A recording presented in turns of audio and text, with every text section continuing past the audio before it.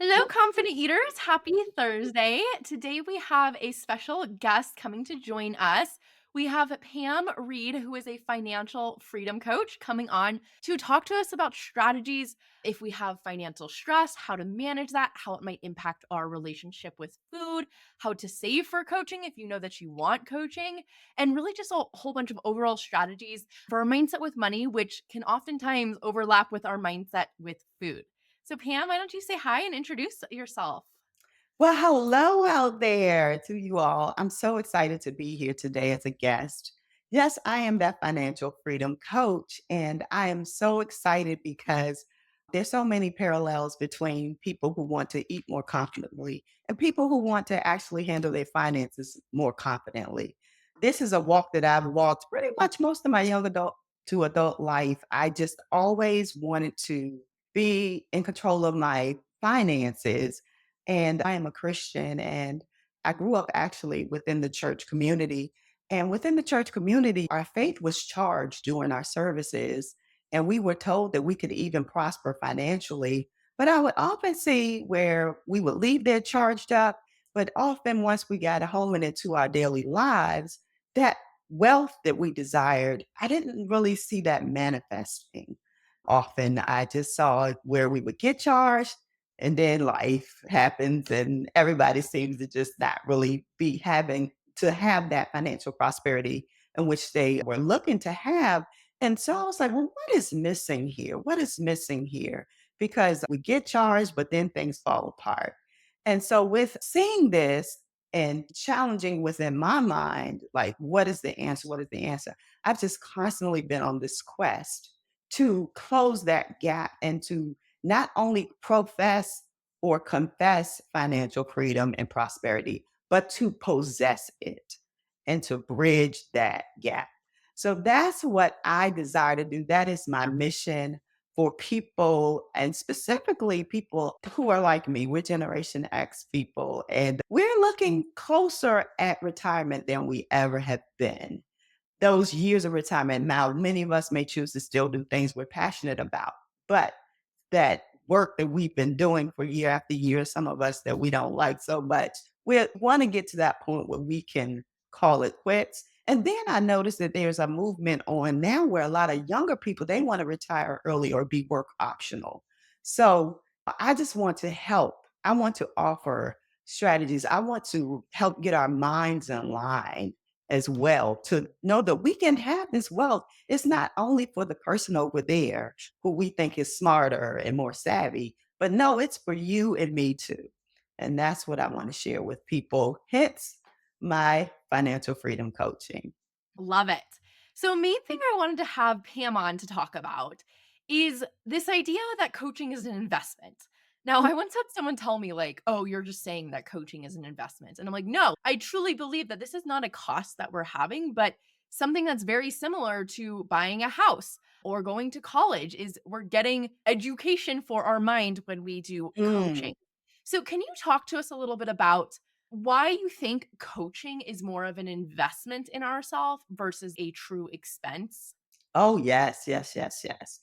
Well, it's transformational often. So within finances, like you said, is this an expense versus an investment, which is a key differentiation to make when we go to spend money. And in this particular case, sometimes people are even looking to invest in where they have to put debt in place. They have to purchase coaching through actually using credit. Oftentimes, I know that's how many times I've taken advantage of coaching.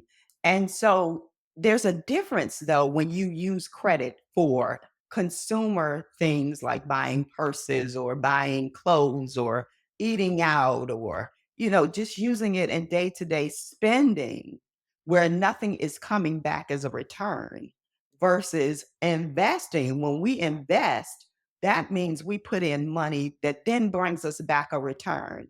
And so the return for coaching would be in our mental health.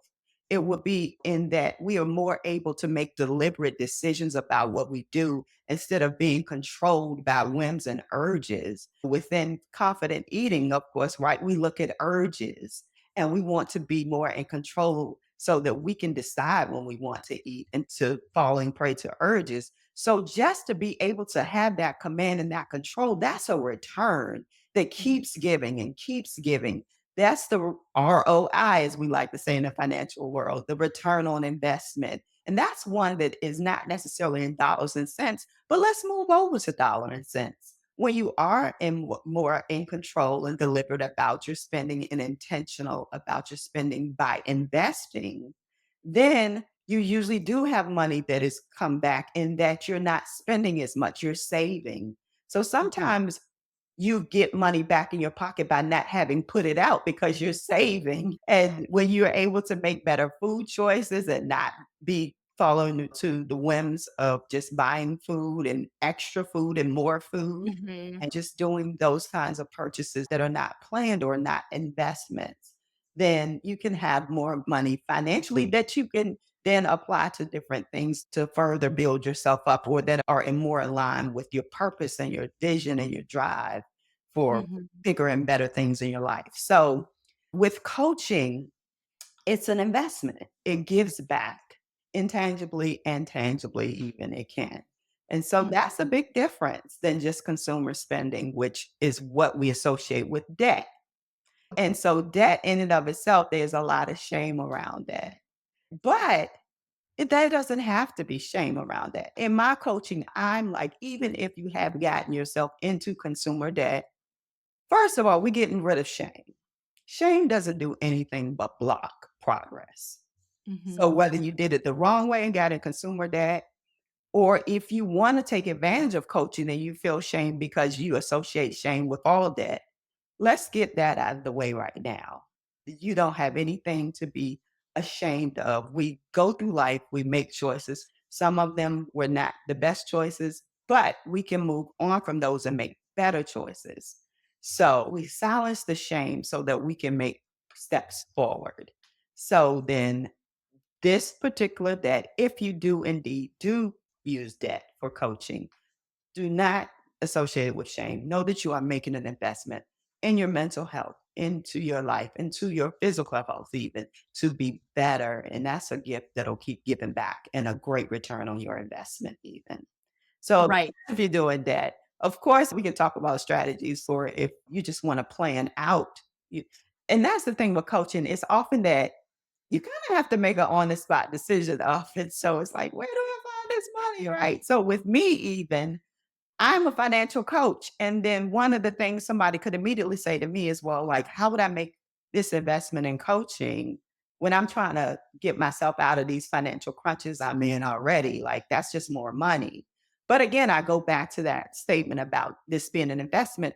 And then furthermore, the longer you take often to invest in yourself, to get that extra help, to bring yourself into control, there's more money that's just going out and that's being mismanaged. Or in the instance of food, there's more harm being done to you mentally, and you're just living this thing out that's not benefiting you. And the longer that you do, the more in the hole you become. So it's better to go in and get out of the hole and then to still be at risk of staying in the same habits that are getting you nowhere and basically costing you. Right. Yeah, I've had clients who have cut their grocery bills in half when they work with me because of how much we are spending on this extra food. Now, if someone has been binge eating for 10, 20, 30, 40, 50 years, they might not even recognize that this is a cost because they just become so accustomed to spending all this money on extra groceries. Sometimes people are struggling with like door dashing food, getting more of like these high end foods delivered. I'm thinking of like crumble cookies because those Ah, are, I don't know if you know crumble cookies, but I they're like do.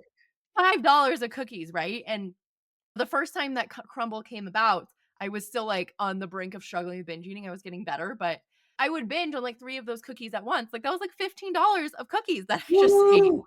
And same thing with these really expensive, like, protein bars and protein snacks, which, sometimes I still buy, but I find a Mhm. lot of times when people are in this dieting mindset, they need all this special food and they need all their safe foods, and that can cost a lot of money if you're Absolutely. having to meal prep all these extra foods, and then you're not even eating them, and then you're binge eating all the yummy food anyways because your meal prep is disgusting. You're wasting food, you're wasting money. So, yes, when you are doing something that's going to save you later down the line, I think that's how we could define investment, right? Like if Yes. we spend money now to get more back later. But Yes. also the mental health component, right? That it's more than just the money in our bank account. And the only reason we want anything is so we can feel a certain way. So if you want that new car or the next vacation or a bigger house, you're only wanting that because you think it's going to make you feel happier in some way. But what really brings us happiness is health too. If we don't have health, we're not Mhm. able to go out and have happy lives. Mm, I always think health is like the first thing that we need to make sure is steady. Otherwise, we can't do anything in our life in order to reach other goals. absolutely. I totally agree. Health is key, which is why one of the things I deal with first with my coaching is mindset, getting into your mind and your thinking and your identity as a whole. Like, who are you? Often, the transformation, you take on a whole new identity of who you are. I'm a saver. I'm not a spender. Just saying that, like, I save, I invest, to be able to embrace new identities. So that's a part of mental health. So it definitely is key. It's the start for everything. And then you get into the strategy. But you got to Right. deal with the mind and the emotions and all of that first. I totally Mhm. agree. Mhm. It, So let's expand a bit more on this identity piece because this is a big thing I work on in my program. It's actually my last pillar in maintaining progress. We work on shifting their identity to someone who is this natural confident eater and not a binge eater. Mhm, Now, I'm sure this is something we have to do with money too because mhm, there's a lot of social pressures, both to lose weight and to have the biggest, best house, the best purse, the most perfect looking family. And sometimes we have to let go of these perfect standards to get where we want to go. So for many mhm, people, that often looks like we have to let go of these extreme weight loss goals because they're not serving us. And mhm, same thing with our money. We might have to let go of these external pressures to have our life look a certain way in order to mhm. reach the financial goals we want to have and to spend on the things that actually matter. Right. Is this something that you see popping up for people of having to let go of this identity, or a certain lifestyle, and how do we work around that? Well, lifestyle creep is a little different, but it is very much akin to just feeling like I have to look a certain way or I have to present myself in a certain way to be feel accepted or to have the status that I desire to have. So to answer your question, a lot of times to get to your financial goals, you do have to abandon some of that just get over the pressure. Well, I like to link finances to purpose, like, who am I? What do I feel like I'm called to do? Like, what is my life about? And that can be a heavy subject. Some people really struggle with their purpose. I don't know what my purpose is. I've felt that before. I've been there before. But most of the time, people do have goals. So you might not have your purpose all filled out, but we can do some questioning to kind of get you around to figuring it out. And then once you determine your purpose, and then you can begin to align your spending more with your purpose and your goals instead of just spending money. And that can help to overcome some of that pressure because when you know that you're spending, this is tied to this as opposed to just looking a certain way or presenting in a certain way or having certain things that usually is brought on by what we see others have, then we can just be more focused. Focus is very key. Purpose helps bring in the focus. And so the identity, purpose, like who am I? Who do I aspire to be? And I desire to be in control of my finances. I desire to be an investor who grows my money. That's taken on a whole new way of seeing yourself other than just basically not even defining yourself financially. I just am. But once you want to add a definition, no, I'm a saver, very much in control. I'm a confident spender.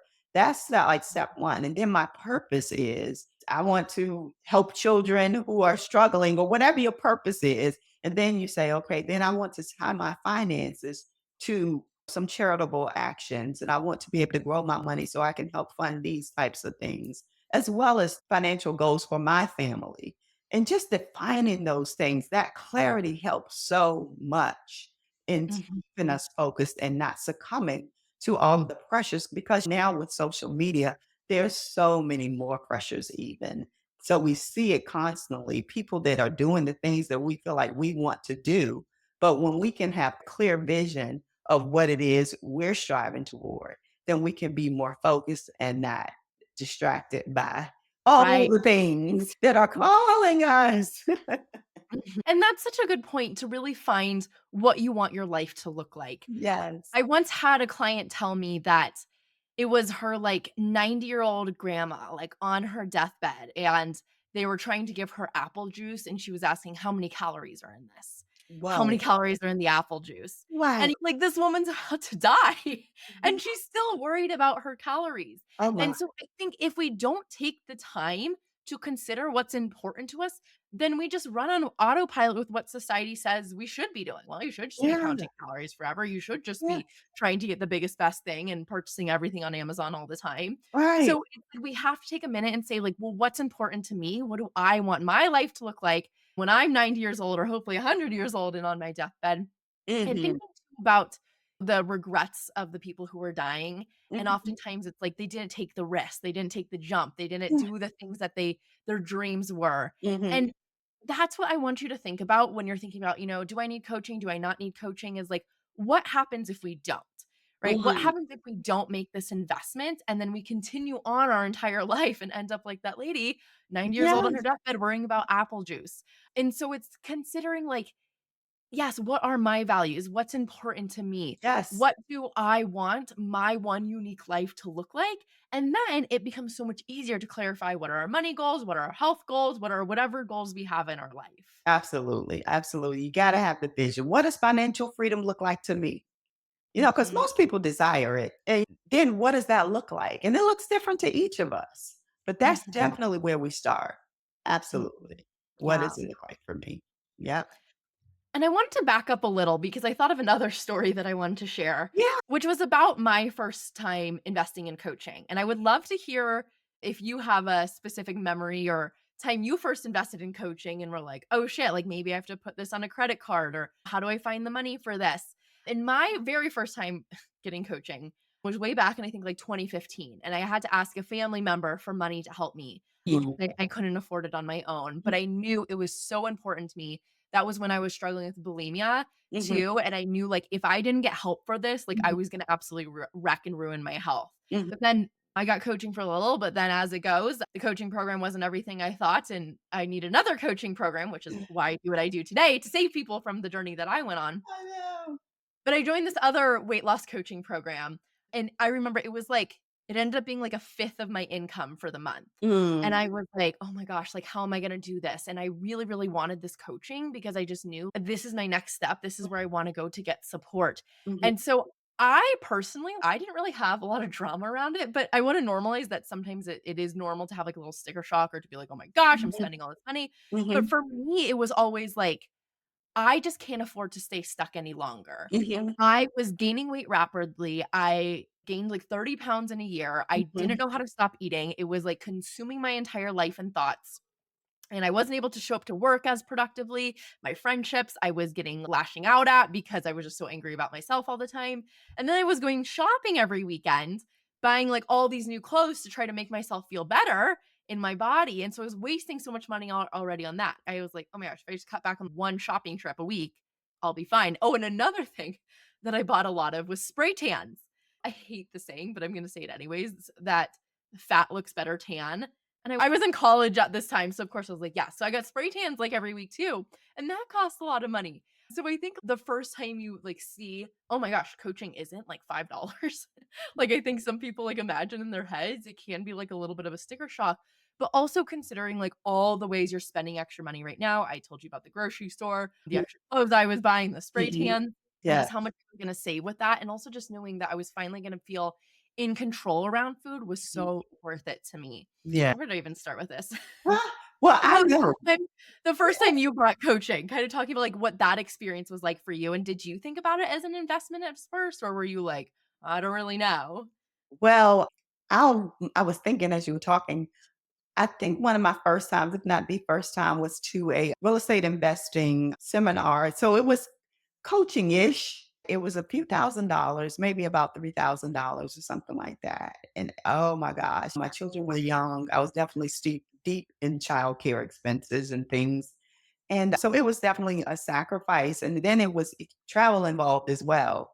So it was like, oh my gosh. But I just knew I wanted passive income so bad that I knew real estate investing was a sure avenue to get me to begin to have passive income because my goal is always financial freedom. So, passive income, I don't know if anybody might not know, but passive income is that money that comes in when we don't have to actively go out and put in time for the money. And but usually, real estate, while people will argue that it's not completely passive, it is a lot more passive than just working jobs or things where you have to actually just give time to get the money. So anyway, I won passive income. And then this real estate invest seminar was there. And I was just like, I want this so badly that I'm going to invest. I did see it as an investment. I felt like I was going to go there and learn how to buy homes and flip properties and have, basically flip properties more than anything else. But Mhm. that's what I was like, I wanna learn this. I wanna learn this. I'm in that situation where I'm sure you experience with your clients. Sometimes you gotta get the spouse's buy-in. So I had to bring it to my husband, like, "Hey, we can do this." Thankfully, he wasn't hard about it. He was like wanting the opportunity as well. So we did it and it was trembling and trusting. And the thing about it, even Amber, you didn't bring this up, but sometimes you don't readily see the return like immediately, like within like 5 months, even. Sometimes it's like a year or two. Some things are immediate, but then some things take time, but you then see the return. So with this investment, as many people will make investments in coaching, you might not go home the next day and be like, I'm free. I can eat whatever, I'm so controlled in my eating. Or for me, like I have passive income. People the next day, they might not see that. But when you know that each bit you get from these coaching sessions and opportunities, there's usually something there that you can build upon. And often, when you're in a coaching program, there's successive sessions in which you just get more and more and more. So the transformation comes. But yes, indeed, Amber, it was quite a big step for me. It was. Mhm. It really was. But I had my goal. My initial goal was $1 million net worth. And that's what I just kept working to get $1 million net worth. And so I then had to say, well, which channels can lead me there? And so this Mhm. was one opportunity. Yeah. Right. Yeah. And through these programs and courses and coaching, what we're really learning is the skills, right? And that's Mhm. something that never goes away.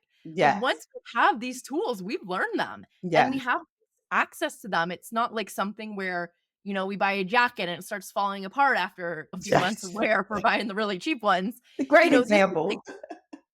these are skills that we're learning that we're going to be able to have in our toolbox forever. So it's after you took that real estate class, you now were educated so much further on real estate. And that's something that's going to keep giving to you for the rest of your life, too.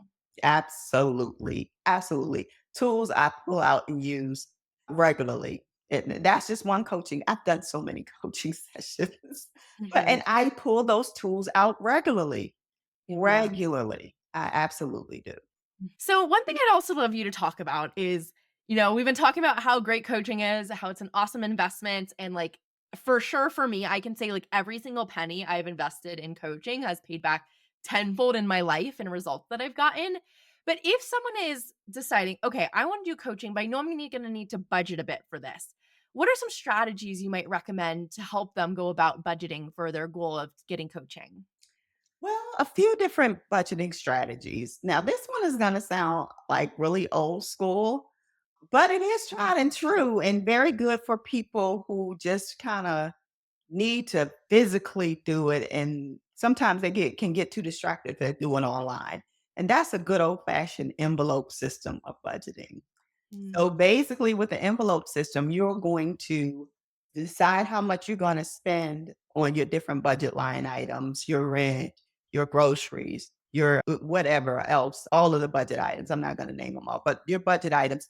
Or you can just do it for the discretionary ones. Because sometimes, it's just easier to just do those fixed expenses like your mhm, rent, your electric bill, your phone bill, those things that are fixed every month. You can just do those electronically, but then for the other ones that vary, those variable expenses like gas and groceries, And it's so funny that the items are escaping me, but all of those ones that fluctuate, you can then have the envelope system for those, and you go on and put your average amount or maybe a little bit over that in an envelope for that particular thing. So, for example, for groceries, $300 in an envelope, and you put those amounts in there, and once it's gone, it's gone.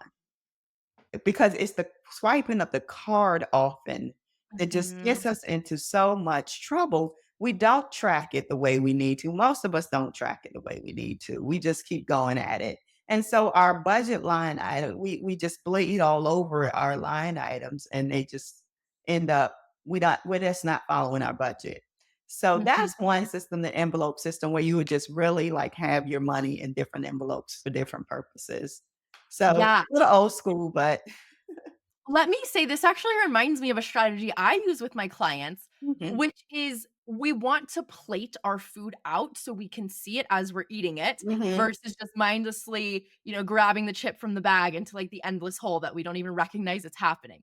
Same mhm, thing with credit cards. It's like this lack of awareness. mhm, And what I normally talk about is that when we can visualize our food, mhm, we actually recognize it's happening because we're very visual creatures. It's like our mhm, number one sense. We use our vision more than any other, scent, hearing, taste, all of that. So, mhm, because we can't see it, our brain has a harder time processing it. mhm. And I think it's the same thing with money, right? So it's like we can't Yes, really see the money leaving, but when we see, oh, here's a dollar bill and now I'm handing it over, very yes, similar is like, oh, here's a bowl of chips and now I can see that there's 3 chips gone as I'm putting them in my mouth.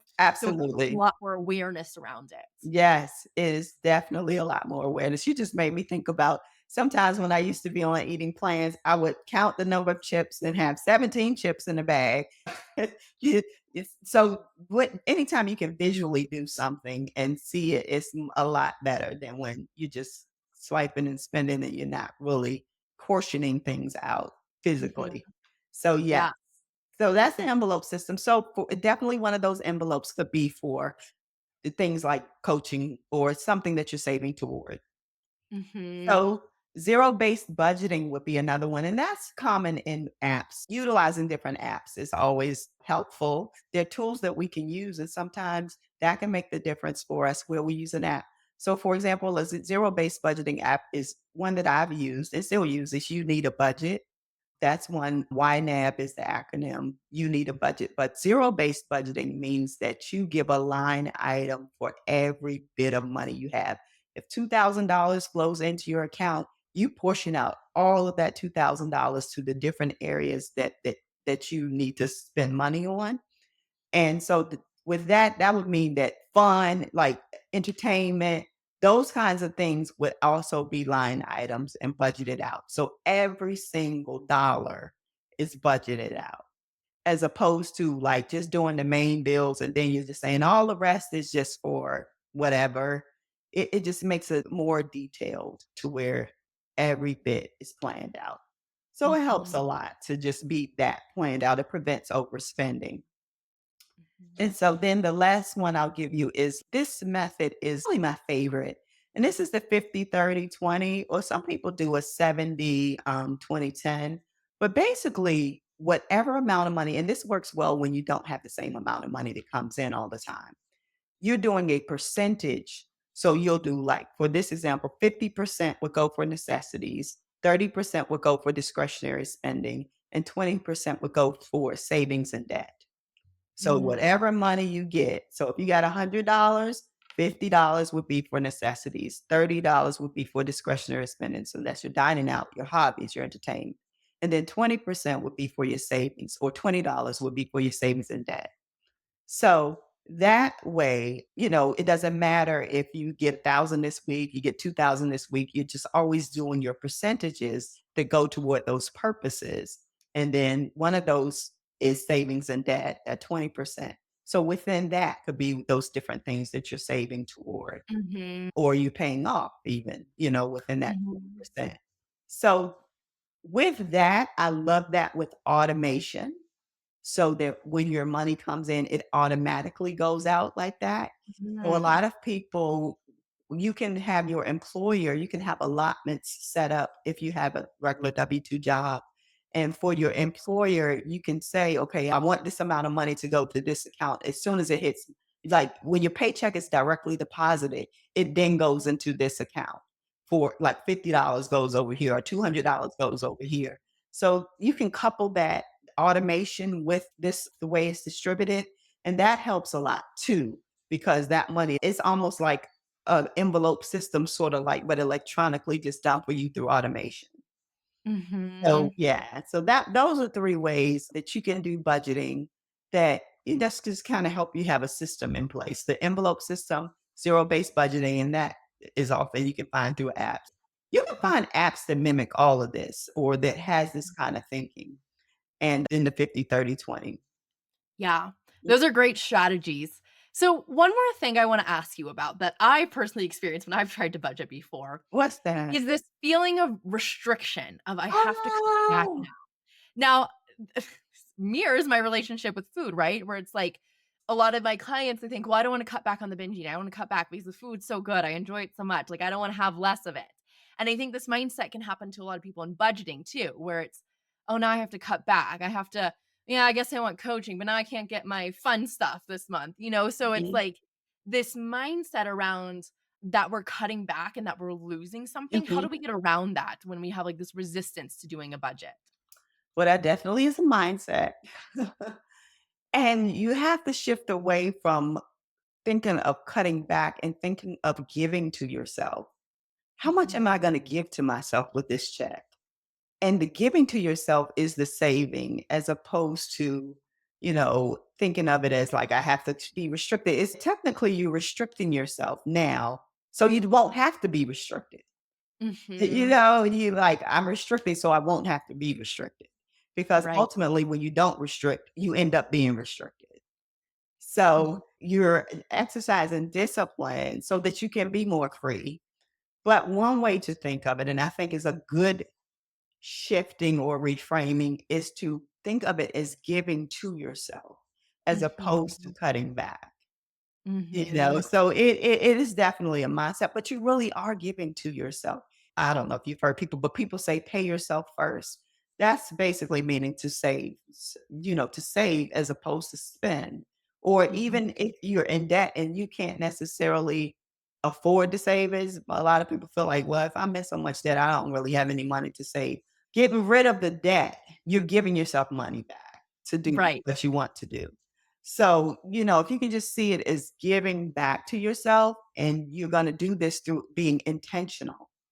You're going to be intentional. I think the more that people can begin to wrap their minds around being deliberate and being intentional, and you can be that. You don't have to just feel like life just happens to you. You do have a say in the things that happen to a certain extent. You get to decide basically how you respond to what happens is really what it is. Mhm. I get $1,000, I get to decide what I do with this $1,000. You Mhm. know, somebody cuts my part of my pay. Okay, I get to decide how I'm going to operate now with this lesser amount of money. You Mhm. always are in a position where you get to decide, so let's get in a place where we make the best decisions and to be in front of our decisions and plan our decisions instead of just become being so reactionary and lacking the control to where then we have to do things we don't want to do because we've allowed our circumstances to just determine everything that we do. Uh, Right, and that's how I kinda describe it with my clients too, is let's focus on what you're gaining from this, not from what you're losing. yeah, So, like, what are we gaining from getting food freedom? What are we mhm, gaining from cutting out our binge eating? What are we yes, gaining from that that's going to give back to our life versus yes, what am I losing? Because a lot of people when they're trying to stop binge eating, they think, well, I'm losing out on pleasure. I'm gonna miss out on all this extra pleasure that I've been getting. And I'm like, no, binge eating is not the pleasurable part. Food can be pleasurable, but food is only pleasurable when we're hungry, and then it stops becoming pleasurable when we're full. So, yes, really, we're increasing our joy and pleasure in our life because we actually get to feel good in our body. And I think it's the same thing with budgeting, too. It's like, okay, it's not that I have to lose my weekly nail appointment or whatever. It's like, no, but this is going to give me the gift of coaching or whatever it is you're trying to invest in yourself in. And that's going to give me my life back. And that's what I want to do. I'm not losing out on anything that's important to me because if it was that important for me, we can keep it in. But we're only That's cutting right. things out that are causing us pain, that are causing us emotional turmoil, the things that we don't really need. So Mm, that way we can have the things that we do want and need. absolutely. Like, I'm not one of those ones who says, "No more Starbucks and no more treats." Mhm. No, let's have the treats, but let's just plan for it, let's just Mhm. put them in there so we Yeah. can have the treats and feel good about it and still work on the free life that we desire. Mhm. So, yes, Yeah. yes, we're giving to ourselves. We're gaining, Mhm. absolutely, as opposed to losing and being restricted. And restricted is just Mhm. a word that's just no good feeling about. Right. Well, Pam, wrap us up. This is such a good conversation. I found it so valuable, and I'm sure listeners will as well. So, where can the people find you if they want to know more about financial freedom and how to work with you? Oh, great, great, great. Well, I would love to have you work with me, and you can reach me at my website, which is Pamela H. Reed. My name is with two E's, Reed. That's PamelaHReed.com. From there, you can see how you can get coaching, and anything new I have will always be on my website. I am on Instagram as well at Pamela H. Reed. And my podcast is Confident Steps to Financial Freedom. You can find me on Spotify. You can find me on Apple, any of your places where you listen to your podcast, you can find me there. That's Confident Steps to Financial Freedom. Amazing. And I'll have all the links in the show notes. And I was also on Pam's podcast. So, whenever the episode comes out, you can hear me there as well. Yeah. Little flip. But thank you so much for coming on today. And it was really great conversation. But I'll talk to you next week, Confident Eaters. Bye.